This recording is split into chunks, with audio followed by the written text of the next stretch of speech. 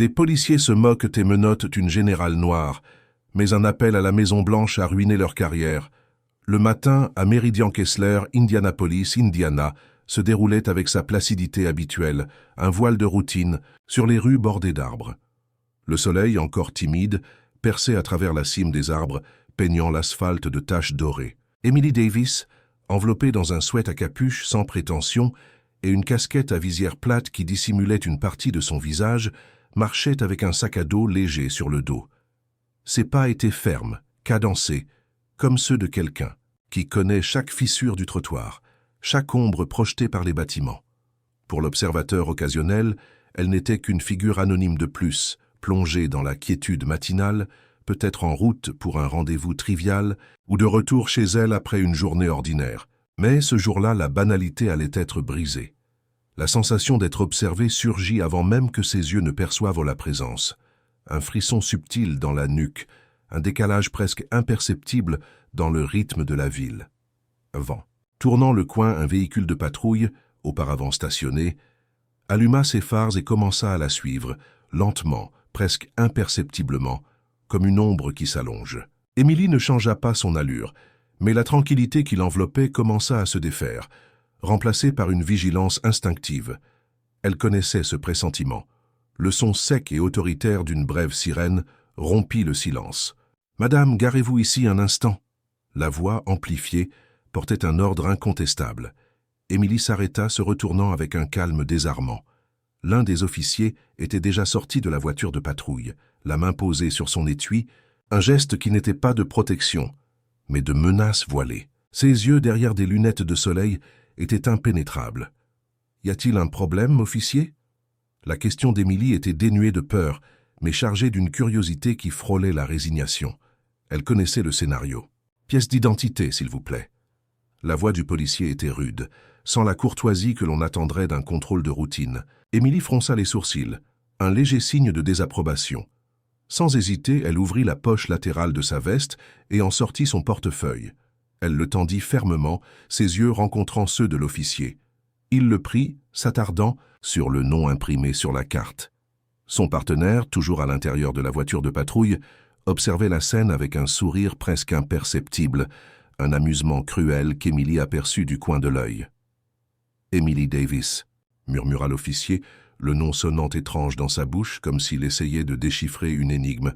« Que faites-vous par ici ?»« Je vais au marché, j'habite à 2 pâtés de maison, » répondit-elle, la voix sereine, sans trace de nervosité. « Et ce sac à dos ?» La question s'accompagna d'un regard qui parcourait l'objet avec méfiance. Personnel, de la nourriture et quelques petites choses. « Puis-je voir ?» Émilie hésita. Il n'y avait rien à cacher, mais l'invasion de la vie privée, la présomption de culpabilité, était un rituel qui l'épuisait. « Vous pouvez ?» se dit-elle, tendant le sac à dos. L'officier fouilla le contenu là sur le trottoir. Du pain, une bouteille d'eau, un carnet de notes, un livre. Rien qui justifie la suspicion. « D'où venez-vous ?»« De chez moi. J'ai marché jusqu'au marché. »« Et où allez-vous ?»« Rentrez chez moi, comme je l'ai dit. J'habite tout près. » L'officier referma le sac à dos et le lui rendit, mais garda les documents. Ses yeux se fixèrent sur elle, un mélange de perplexité et d'irritation. « Que faites-vous dans la vie ?» Émilie sentit une impulsion d'ironie, une réplique cinglante qui mourrait sur ses lèvres. Elle prit une profonde inspiration. « Je travaille dans la sécurité. » Il haussa un sourcil, un geste de dérision. « Sécurité de magasin ?» Elle se contenta de secouer la tête. « Sécurité institutionnelle. Je ne dois rien, tout est dans mes documents. » Le ton d'Émilie, sa tranquillité inébranlable, semblait irriter l'officier. Il s'attendait à de la soumission, à un regard suppliant, mais il ne trouvait qu'une dignité inébranlable. « Vous savez, nous avons reçu un appel. On nous a dit qu'une personne avec un sac à dos rôdait autour des maisons de ce pâté. De maison. Alors vous m'arrêtez à cause d'un sac à dos ?» La question d'Émilie reflétait l'absurdité de la situation. « Nous vérifions, » dit-il sèchement. « Vous êtes nerveuse. » « Je ne suis pas nerveuse. Je suis irritée, comme n'importe qui le serait d'être traité comme une suspecte sans raison. » À ce moment-là, le 2e policier sortit de la voiture. Plus jeune, la tête rasée, les yeux agités. Il croisa les bras, observant Émilie avec une méfiance presque palpable. « Un problème ici ?» demanda-t-il à son collègue. Rien, pour l'instant, mais elle est évasive, répondit l'aîné. Émilie resta ferme. Je réponds à tout, je ne souris juste pas. Mademoiselle, dit le plus jeune, s'approchant d'un pas, la voix chargée d'un ton condescendant. Ce genre d'attitude n'aide en rien. Avez-vous quelque chose à cacher? Elle écarquilla brièvement les yeux, puis cligna lentement. Elle savait exactement où cela allait mener, si elle ne faisait pas très attention. Non, j'ai déjà donné mes documents. Vous avez fouillé mon sac à dos. Puis-je continuer mon chemin? Les deux policiers échangèrent un regard. L'aîné fit un geste du menton. Vérifions son dossier. Vous me consultez dans un système de personnes recherchées, demanda Émilie, surprise. Juste parce que je marche dans la rue. Avec un sac à dos? Nous suivons le protocole, dit le plus jeune, tournant le dos pour aller à la voiture de patrouille. Émilie croisa les bras, observant en silence. À ce coin de rue, sous le ciel clair et le chant d'un oiseau sur un fil électrique, Émilie était menottée de l'intérieur. Cette approche n'était pas nouvelle. C'était la même qu'elle avait déjà vue arriver à des amis d'enfance, à des cousins, à des étrangers. Maintenant, cela lui arrivait à nouveau. L'aîné tenait toujours les documents, attendant le résultat de la recherche. Le plus jeune revint, secouant la tête. Rien, aucun dossier, casier judiciaire vierge. Comme je l'ai dit, parla Émilie, faisant un petit pas en avant. Puis-je partir? L'officer John mit du temps à répondre. Il semblait extrêmement agacé. Quelque chose en lui voulait trouver une faille, voulait qu'elle réagisse, voulait une justification pour imposer encore plus. Mais il n'y en avait pas, et elle ne la donnerait pas. Après un moment, il lui rendit les documents à contre-cœur. « Vous pouvez y aller, mais évitez de vous promener seul par ici, d'accord ?» Émilie prit calmement ses documents, les rangea, ajusta son sac à dos sur ses épaules. « C'est mon quartier, officier. J'ai grandi ici, je marche où je veux. » Et elle tourna le dos, marchant d'un pas ferme, sans regarder en arrière. Mais au fond d'elle, elle savait. Ce n'était pas encore fini. Ils connaissaient maintenant son nom. Ils étaient agacés. Et quand l'ignorance s'unit au pouvoir, le danger est constant. Elle n'appellerait personne pour l'instant. Ce n'était pas encore le moment. Mais ce matin-là, qui avait commencé paisiblement, venait de planter la première graine de ce qui allait être un tournant inoubliable. Bien avant qu'Emily Davis ne se retrouve acculée sur un trottoir, traitée comme une suspecte ordinaire, avant même que ses yeux n'apprennent à discerner le danger dans les patrouilles de routine, il y avait une petite fille aux tresses serrées, aux tongs usés et au regard qui absorbait le monde avec une curiosité insatiable, grandissant dans un coin oublié de Martindale-Brightwood, Indianapolis, Indiana. Le quartier qu'il avait vu naître ne brillait pas par sa beauté. Ses rues étaient étroites, les égouts coulaient à ciel ouvert et les poteaux électriques affichaient un enchevêtrement de fils exposés. Les écoles, quant à elles, recevaient des livres avec des années de retard, reflet de la négligence qui imprégnait la communauté. La maison en bois qu'elle partageait avec sa mère et ses deux jeunes frères et sœurs était un refuge précaire. Les fuites marquaient les jours de pluie, et la chaleur des étés était insupportable. Cependant, à l'intérieur de ces murs fragiles, il y avait un amour qui, bien que contraint par les circonstances, était inébranlable. Et il y avait une mère, une femme qui portait le poids du monde sur ses épaules, mais qui ne pliait jamais. Elle travaillait comme aide ménagère dans un hôpital, partant avant le lever du soleil et ne revenant que lorsque la nuit avait englouti le jour, les pieds endoloris, mais l'âme intacte. Et invariablement, elle apportait le même message, répété comme un mantra, gravé dans l'âme d'Émilie comme un serment. Si quelqu'un essaie de diminuer ta valeur, montre ta grandeur. Non pas avec des cris, mais avec le pouvoir de la connaissance. Émilie grandit avec cette phrase résonnant dans son esprit. À l'école, elle n'était ni la plus bavarde, ni la plus populaire. Elle était la plus attentive. Elle s'asseyait au premier rang, absorbant chaque mot, remplissant des cahiers de notes méticuleuses, tandis que beaucoup de ses camarades se perdaient dans les labyrinthes de la rébellion juvénile. Pour elle, les livres n'étaient pas seulement des sources de savoir, mais des portails d'évasion. Une évasion de la faim qui serrait, de la violence qui rôdait à chaque coin de rue, des sirènes qui déchiraient la nuit et volaient le sommeil. Un jour, à 13 ans, un spectacle inattendu capta son attention. Un groupe de cadets marchait en parfaite synchronisation au centre-ville. La discipline, les uniformes impeccables, l'ordre, la force contenue dans chaque mouvement, tout la hypnotisa. Ce fut comme une épiphanie. Le même jour, Émilie rentra chez elle et déclara à sa mère « Je veux m'engager ». Sa mère, surprise, mais avec la sagesse de celle qui avait déjà beaucoup vu, répondit « Alors vas-y, mais entre par la grande porte avec honneur et sois grande ». À 17 ans, Émilie obtint une bourse pour une école militaire préparatoire. Pour la première fois, elle quitta son quartier, sa famille, le monde qu'elle connaissait. Entourée de jeunes issus de réalités complètement différentes, elle dut apprendre à naviguer entre les regards méfiants, les blagues déguisées en commentaires innocents et les professeurs qui parfois tentaient de saper sa confiance. Mais Émilie ne recula pas. Elle apprenait plus vite que tout le monde, était la première à arriver et la dernière à partir, ne se plaignait jamais. Ses notes témoignaient de son dévouement et attirèrent rapidement l'attention. Des lettres de recommandation lui ouvriraient les portes de l'Académie militaire fédérale. Là, le préjugé se manifestait de manière plus organisée, plus subtile, mais toujours présent. Dans une classe de 100 cadets, elle était la seule femme noire. Pourtant, elle obtint son diplôme parmi les 5 meilleurs. Après l'obtention du diplôme, vinrent les missions internationales. Elle passa par des bases en Europe, dans des zones de conflit au Moyen-Orient. Elle participa à des entraînements avec les forces spéciales, absorbant chaque leçon, chaque stratégie. Rapidement, elle gravit les échelons, toujours discrète, toujours ferme. Elle refusait les interviews, évitait les réseaux sociaux, gardait sa vie personnelle absolument secrète. Pour beaucoup, Émilie était une énigme, mais pour ceux qui la connaissaient vraiment, elle était un roc, inébranlable.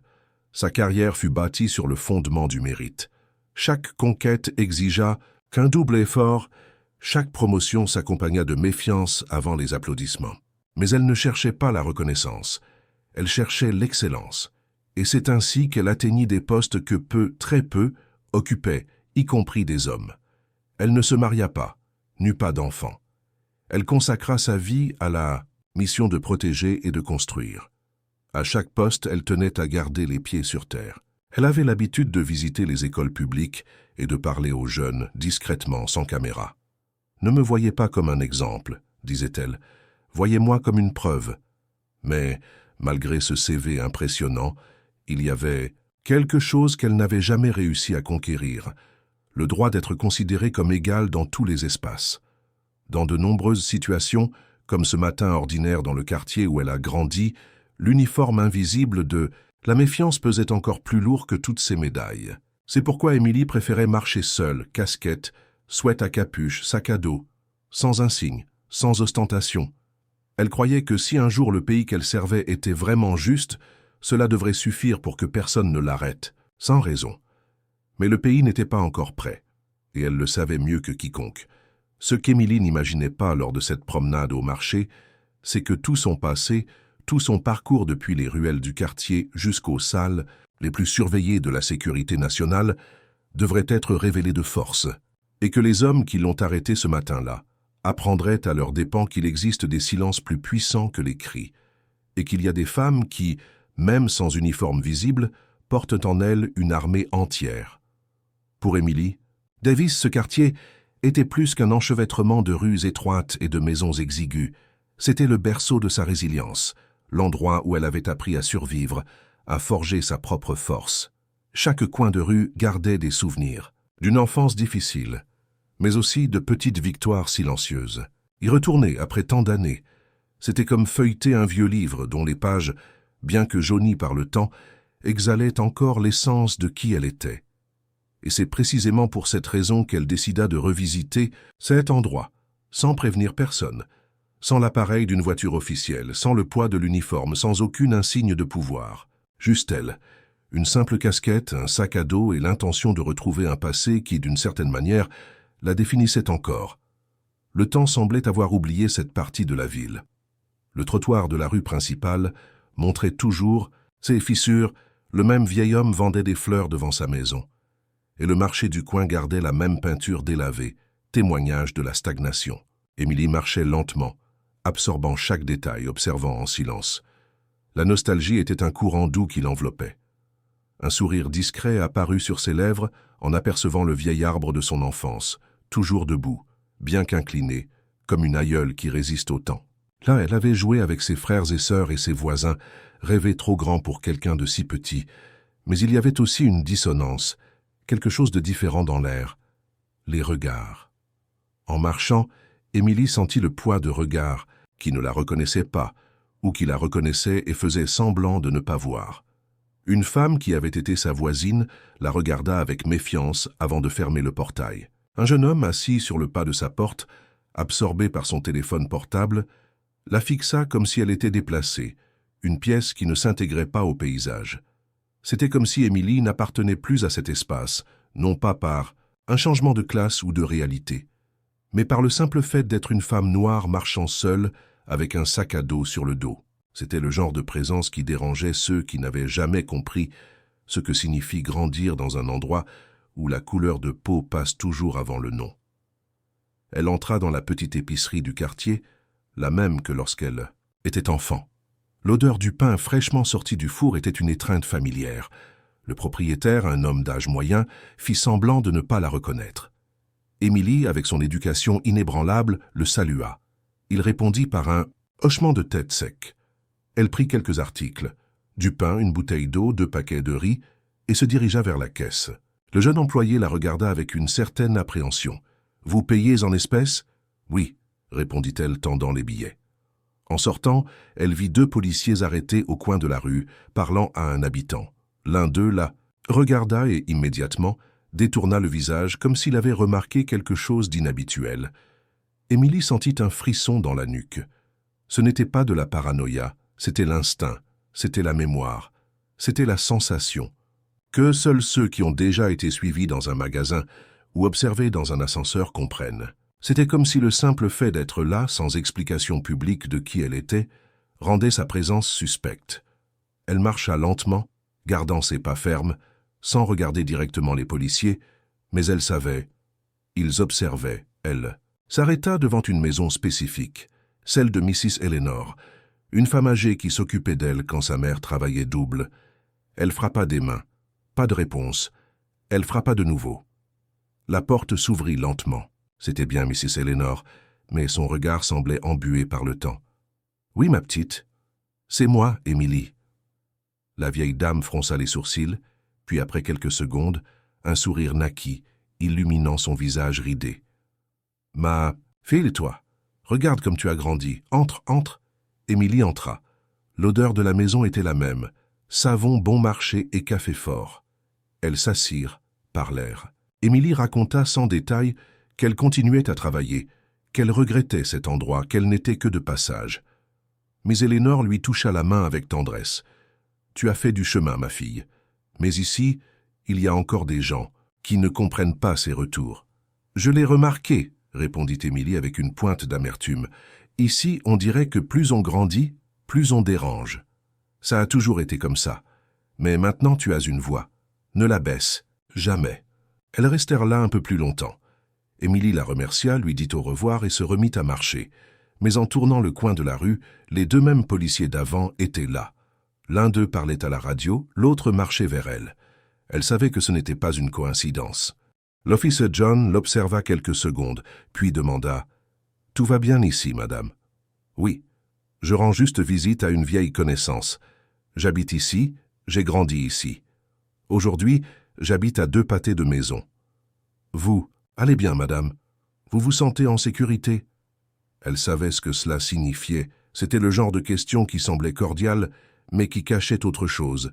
« Appartenez-vous à cet endroit? Êtes-vous ici avec permission? »« Je vais parfaitement bien, officier, mais merci de votre préoccupation. » Il hocha la tête, mais continua de la regarder comme s'il attendait quelque chose de plus. Émilie fit un pas en avant, espérant qu'il s'éloignerait. Il ne bougea pas. Ils restèrent dans ce silence inconfortable pendant quelques secondes. « Bonjour, » dit-il enfin, et il se retourna. Émilie continua de marcher. Son cœur battait plus fort.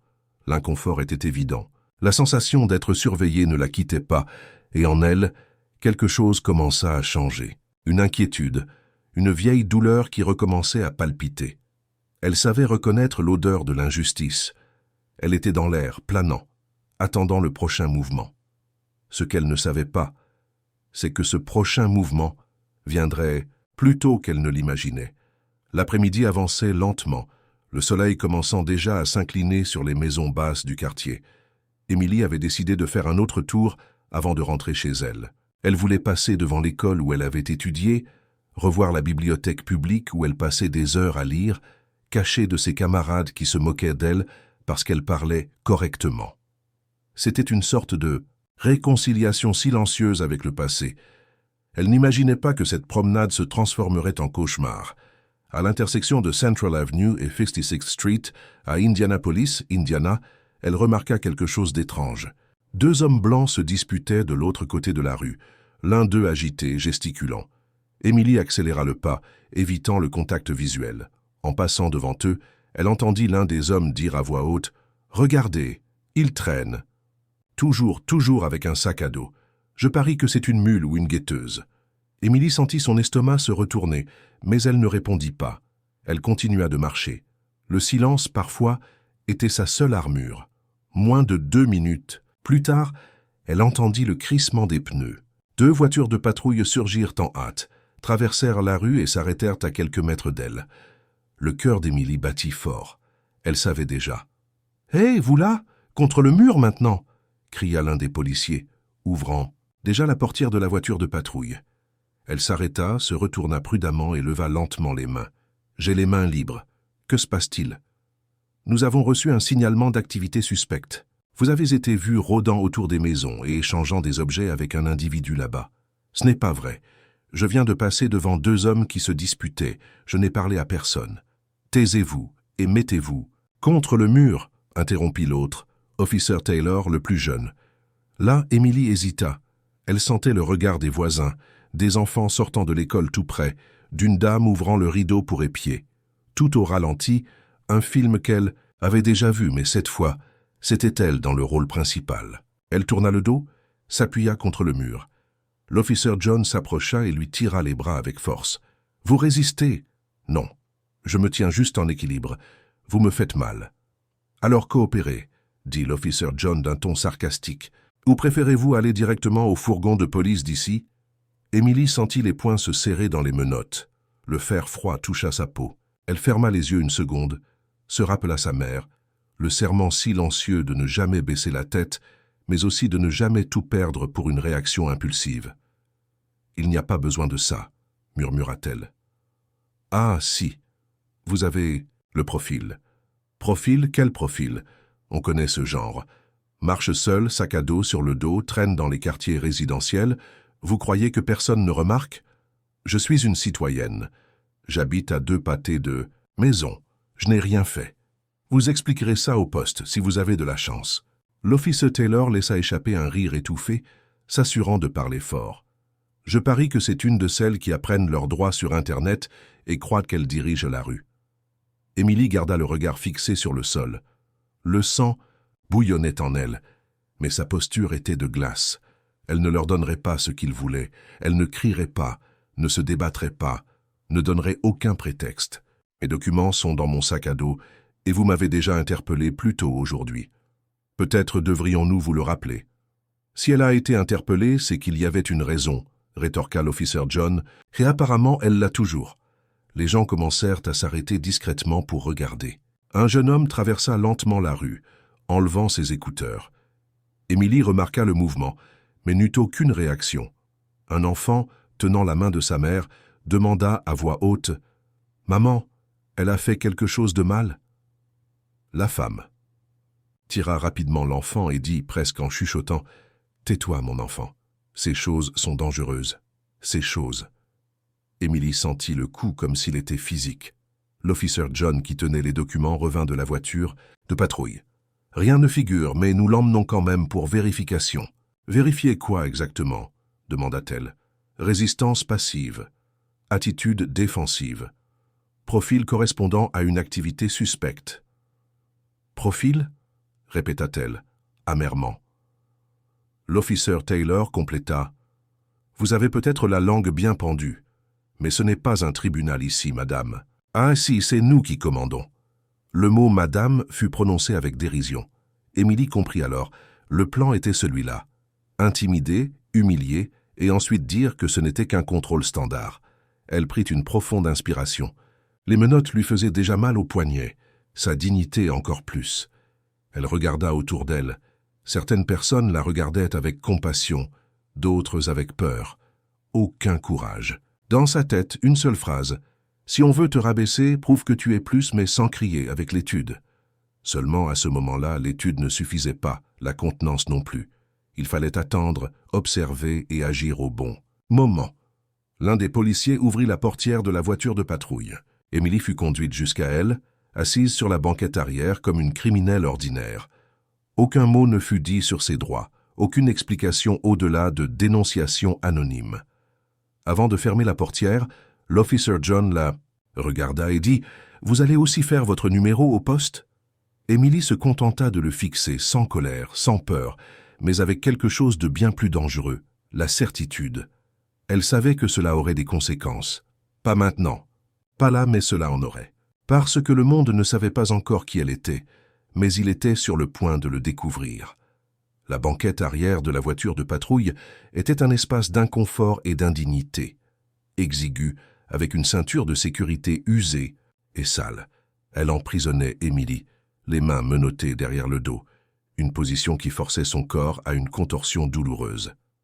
La voiture glissait en silence dans les rues étroites, tandis que les deux policiers, indifférents à leur prisonnière, conversaient en codes à la radio, leur voix étouffée par le grésillement de la communication. Émilie ne prononçait pas un mot, ne suppliait pas, ne se plaignait pas.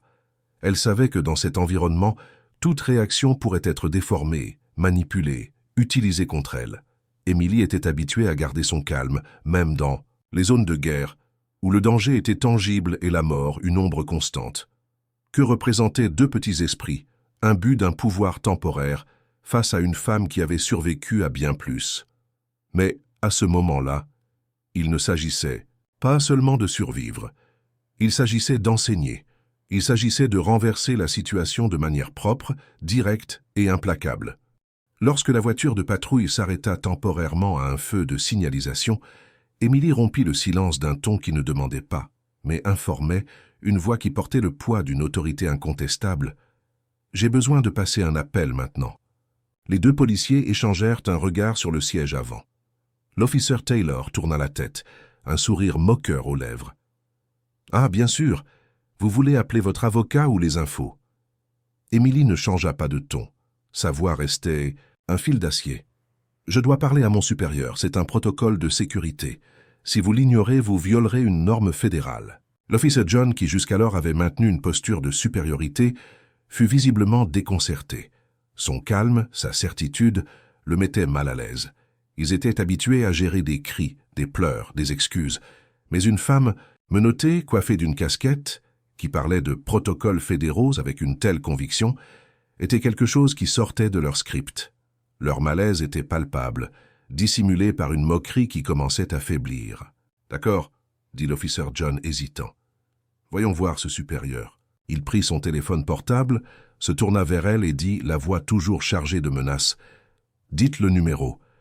Mais si vous inventez, votre situation empirera. » Émilie dicta le numéro avec une précision chirurgicale, ses yeux fixés sur les siens à travers le rétroviseur. Ça sonna 2 fois. À la 3e, quelqu'un répondit d'une voix ferme et froide. « Commandement central. Identification, s'il vous plaît. » Émilie, d'une voix neutre, répondit « Opération de contingence. Général Davis en déplacement forcé. Demande de vérification immédiate. » Il y eut un silence de l'autre côté de la ligne. Émilie profita de la pause. « Je suis menottée. Conditions de détention injustes. Lieu, Meridian Kessler, Indianapolis, Indiana. Déplacement en véhicule civil sans motif légal. 2 agents locaux présents.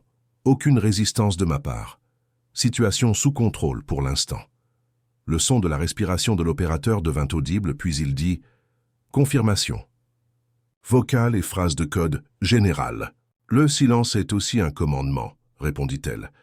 L'opérateur confirma. « Compris, restez en ligne. Lancement du protocole de suivi. Équipe en déplacement. » Les 2 policiers se figèrent. L'officer Taylor se retourna, confus. « Qu'est-ce que c'est? Qui était-ce » Émilie leva le menton, même menottée. Sa posture irradiait une autorité qui transcendait les chaînes. « Le commandement central. L'équipe de sécurité nationale suit ce véhicule en ce moment. » L'officer John tenta de dissimuler, la voix étranglée. Attention, ça, c'est une blague, n'est-ce pas? Mais la radio de la voiture grésilla. Une voix qu'il n'avait jamais entendue retentit, ferme, inimitable. Unité d'Indianapolis identifiée avec transport irrégulier. Demande d'arrêt immédiat pour vérification. Coordonnées transmises. Attendez l'intervention. Le policier devint livide. « Ça, c'est la centrale. Ça vient du haut commandement. » Émilie resta silencieuse. La voiture de patrouille tourna au coin de la rue.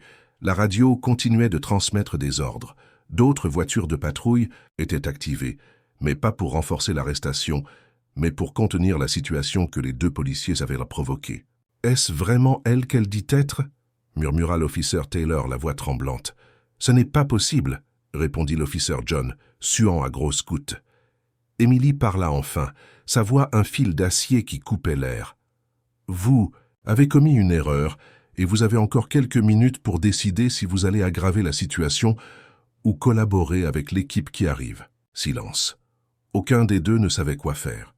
Aucun protocole policier n'enseignait comment gérer une femme noire menottée qui, soudain, communiquait avec un centre de niveau fédéral et qui parlait comme quelqu'un habitué à diriger des bataillons, pas à obéir aux ordres. « Ah, allons nous arrêter, » dit l'officier John, hésitant. Ils garèrent la voiture sur le bas-côté d'une large avenue, près d'un parc. Quelques minutes plus tard, 4 SUV noirs apparurent, sans sirène, sans fanfare, mais avec une présence qui imposait le respect. Des agents en costume sombre en descendirent, rapides, objectifs. L'un d'eux marcha directement jusqu'à la fenêtre de la voiture de patrouille. « Identifiez-vous » ordonna-t-il. Les policiers présentèrent leur badge avec des mains tremblantes. L'agent ne répondit pas, se contenta de noter les données, prit une radio et informa quelque chose à voix basse. Émilie fut sortie de la voiture. Les menottes furent retirées avec soin par l'un des agents. Elle ajusta son sweat à capuche, son sac à dos et se tint debout. Le chef de l'équipe fédérale la regarda dans les yeux et dit « Tout est sous contrôle maintenant. »« Général, devons-nous vous accompagner ?» Elle ne répondit pas, se contenta de marcher vers le SUV avec une dignité intacte. Avant d'entrer, elle regarda par-dessus son épaule en direction des deux policiers. Ils étaient immobiles, pâles, recroquevillés.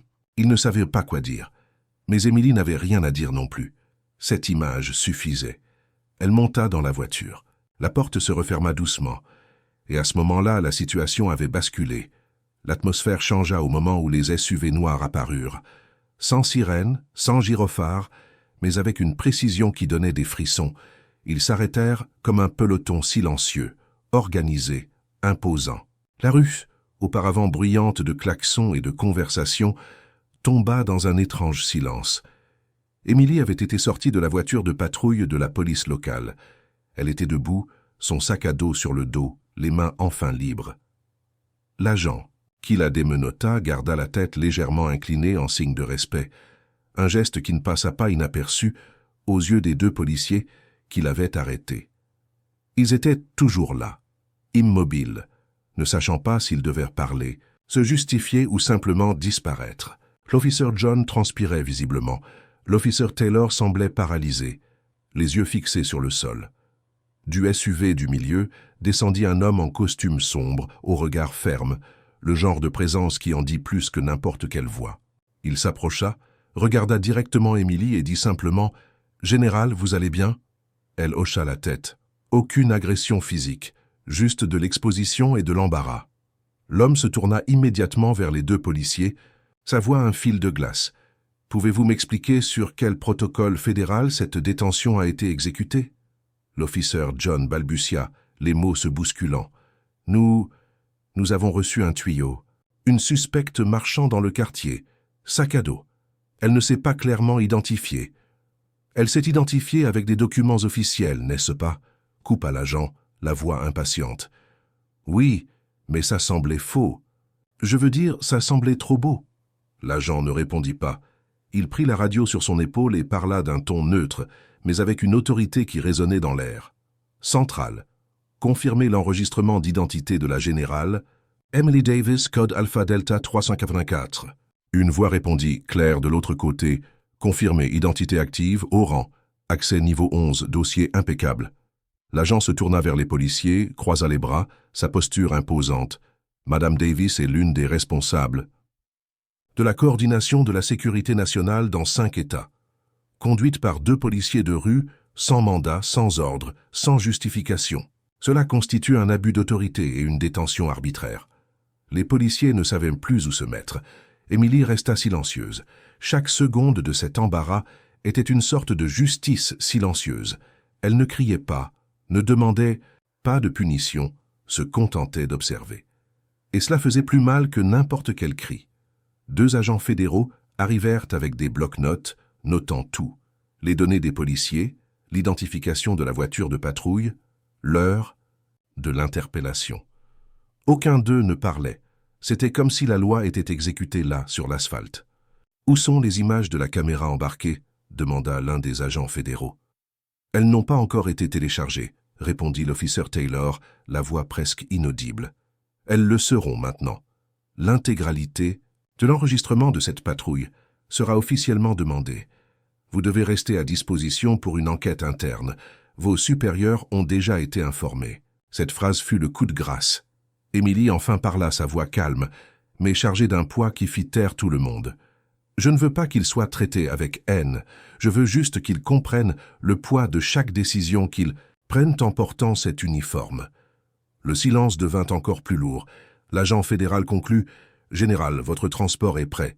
Préférez-vous partir avec l'équipe ou souhaitez-vous retourner à votre résidence avec une escorte? Ça, j'irai avec vous. Ensuite, je parlerai à mon avocat. » Elle monta dans le SUV sans hâte, sans gloire, sans vengeance déclarée, juste le sentiment ferme d'avoir retrouvé sa dignité et d'avoir montré, sans avoir besoin d'élever la voix, qui elle était. Lorsque la voiture démarra, les 2 policiers restèrent immobiles.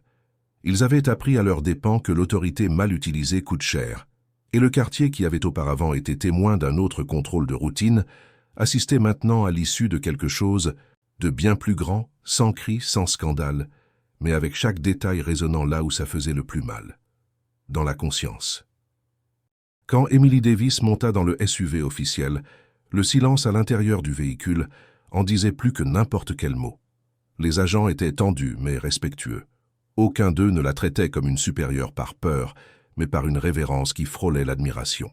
C'était comme escorter une autorité historique qui avait été blessée en place publique, et tout le monde le savait. Sur la banquette arrière, tandis que la voiture se dirigeait vers le siège fédéral à Indianapolis, Emily gardait les yeux fixés sur la fenêtre. Elle passait devant des rues ordinaires, des magasins, des places, tout pareil, mais à l'intérieur, quelque chose avait changé pour toujours.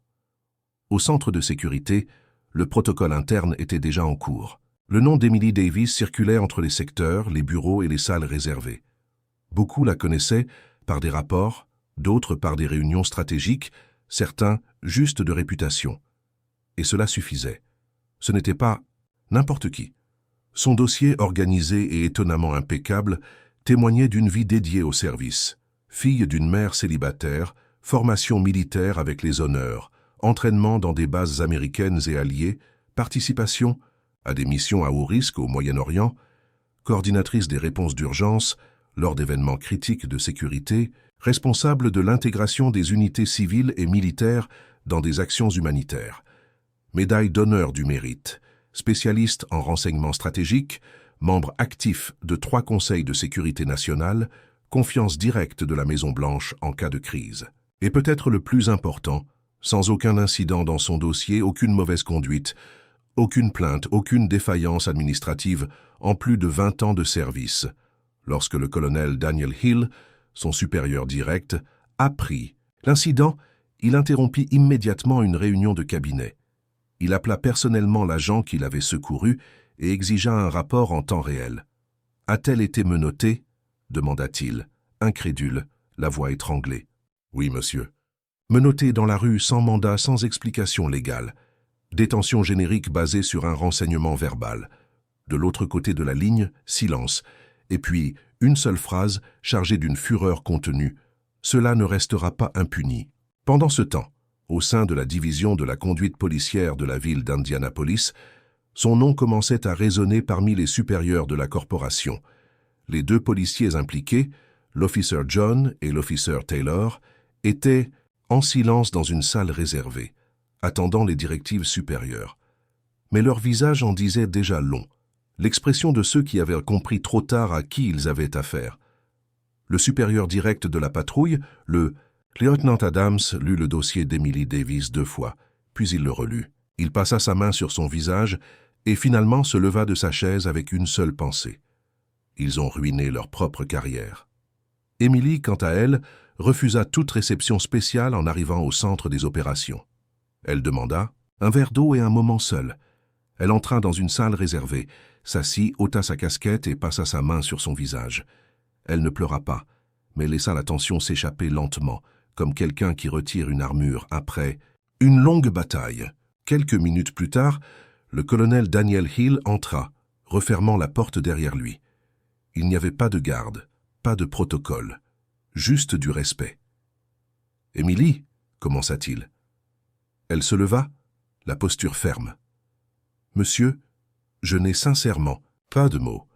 Moi non plus, colonel, mais j'ai beaucoup à dire, juste pas aujourd'hui. » Le colonel Daniel Hill hocha la tête, visiblement ébranlé. « Voulez-vous que cela aille au Conseil supérieur ?» Elle réfléchit un instant. « Je veux que cela aille là où ça doit aller, non pas pour me venger, mais pour empêcher que cela ne se reproduise, avec moi ou avec n'importe qui d'autre. Cela arrivera, je vous le garantis. » Elle se rassit. Le colonel se dirigea vers la porte, mais avant de sortir, il se retourna. « Pour tout ce que vous représentez, aujourd'hui plus que jamais vous avez marqué l'histoire, mais pas de la manière que vous méritiez. » Et il sortit. Quelques heures plus tard, les canaux internes des forces armées et de la sécurité nationale discutaient déjà du cas en priorité. La discussion ne portait pas seulement sur Emily, elle concernait le système, les protocoles, qui permettaient à des personnes comme elle d'être traitées avec une telle légèreté simplement parce qu'elles n'étaient pas en uniforme. Le CV d'Emily n'était pas seulement un CV, c'était un bouclier qui avait été ignoré, une histoire de dépassement qui ce jour-là fut écrasée par 2 hommes qui se croyaient en droit d'agir au-dessus de la loi. Mais le système, même, lent commençait à réagir. Des rapports furent ouverts, une enquête fut lancée, les supérieurs des policiers furent convoqués. L'affaire prit de l'ampleur et Emily, qui n'avait pas demandé de sanction, était maintenant au centre d'une réforme de conduite. Elle n'avait pas besoin de dire qui elle était. Maintenant, tout le pays le savait déjà. Dans les 24 premières heures suivant l'incident, le cas d'Emily Davis n'était plus seulement une erreur d'interpellation, c'était une défaillance institutionnelle en plein air de protocole. Rigide et de formations obligatoires. La simple mention de son nom associé au terme « détenu » déclencha des alertes dans toute la chaîne de commandement. Au poste de police d'Indianapolis, l'ambiance était d'une tension palpable. Les 2 policiers impliqués, l'officer John et l'officer Taylor, furent officiellement suspendus pour analyse de conduite, mais ils savaient que le terme n'était qu'une formalité. Cette analyse ne serait ni légère ni brève. Ils passèrent la matinée dans une salle fermée, interrogés par 2 supérieurs immédiats et un observateur de l'inspection générale. Au début, ils tentèrent de justifier leur action en se basant sur la dénonciation verbale et le comportement évasif de la citoyenne interpellée. Mais la première question objective suffit à démonter leur discours. Et quel était exactement le comportement évasif? Elle marchait lentement, seule, évitait le contact visuel.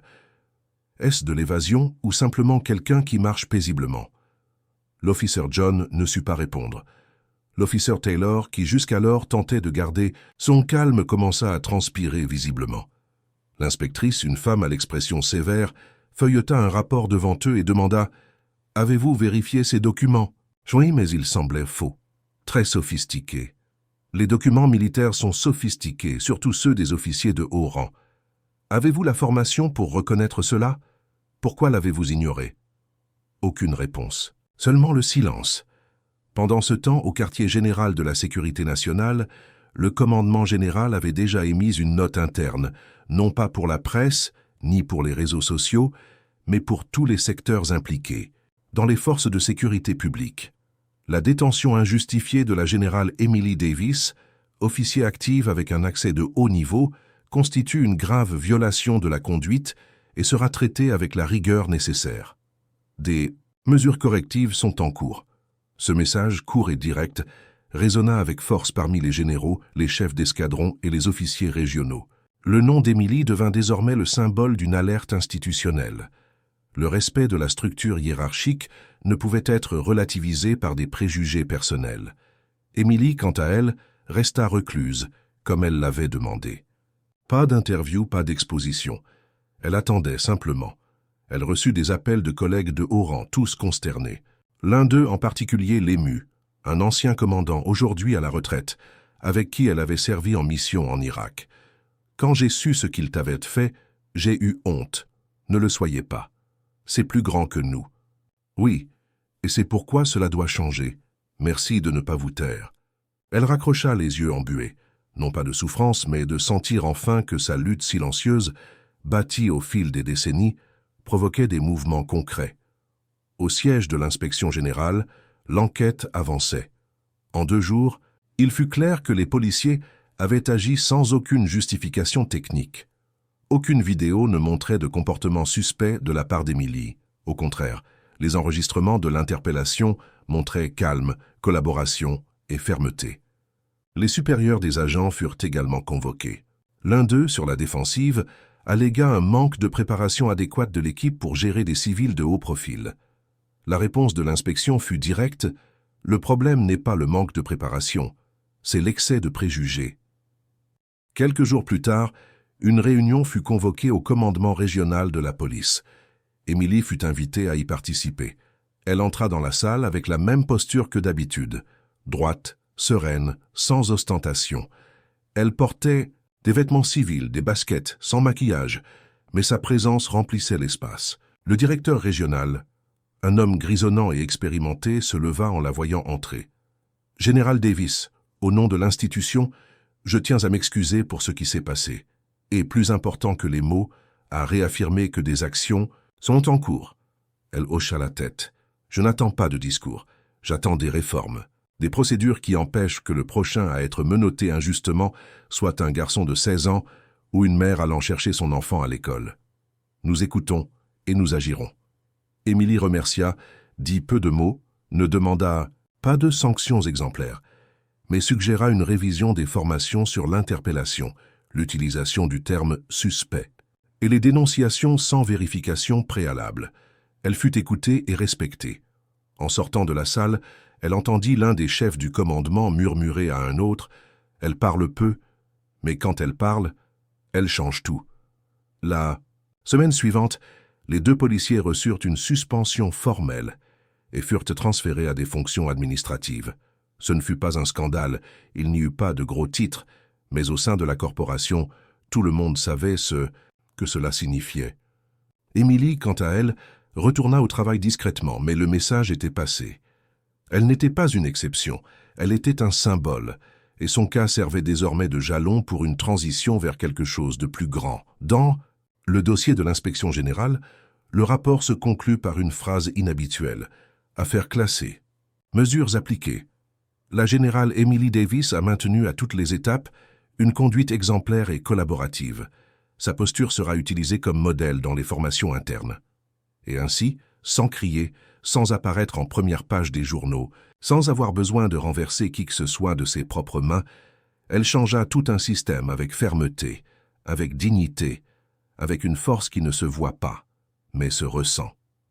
L'auditorium était simple, fonctionnel, avec des murs gris clairs, des chaises alignées et un silence respectueux dans l'air. Il y avait environ 120 personnes dans la salle, des officiers de divers grades, des chefs d'unité de police, des psychologues, des agents de l'inspection générale et des instructeurs des académies de formation. Ce n'était pas un événement public, pas de caméras, pas de journalistes, juste des fonctionnaires de l'État réunis pour écouter quelqu'un qui avait traversé le système et survécu sans perdre son élégance.